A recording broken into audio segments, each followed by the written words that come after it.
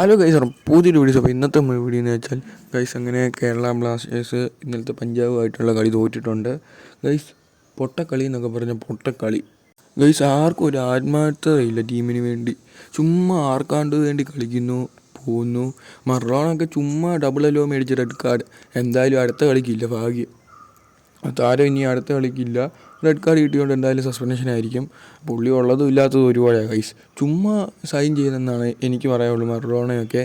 പിന്നെ നമ്മുടെ captain Danish guys, എന്തിന് ക്യാപ്റ്റനാന്ന് പറഞ്ഞിട്ട് ഒരു കാര്യമില്ല ഗൈസ്. ഇന്നലെ ഞാൻ നേരത്തെ കളിക്കാത്ത എവിടെയൊക്കെ എങ്കിലും കാണാമായിരുന്നു. ഇന്നലത്തെ കളി കാണാൻ പോലും ഇല്ല.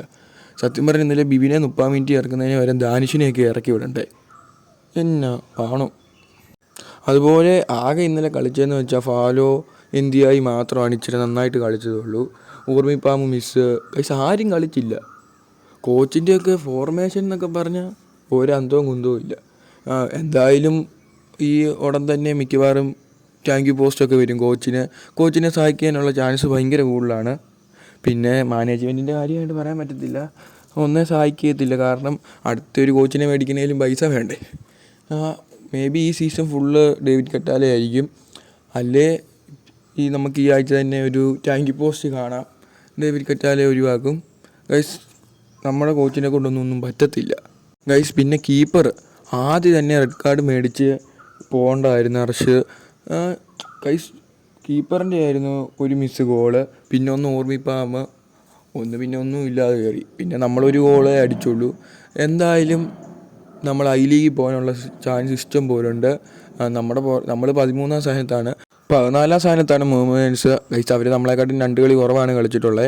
ആ 2 കളി ജയിക്കുവാണെങ്കിൽ എന്തായാലും നമുക്ക് പണിയാണ്. നമ്മൾ ഉറപ്പായിട്ട് ഐ ലീഗിൽ പോകാനുള്ള സാധ്യതയുണ്ട് ഗൈസ്. അങ്ങനെ ഐ ലീഗിലേലും പോയി നമുക്കൊരു കപ്പടിക്കാനായിരിക്കും ഇനിയും കേരള ബ്ലാസ്റ്റേഴ്സ് എനിക്ക് തോന്നുന്നു കളിക്കുന്നത്. ഐ ലീഗിൽ പോയാലും അവിടുത്തെ ടീമിൻ്റെ കയ്യിൽ നിന്ന് നമുക്ക് ബ്ലാസ്റ്റേഴ്സിന് അടിച്ച് കിട്ടും, അത് വേറെ കാര്യം.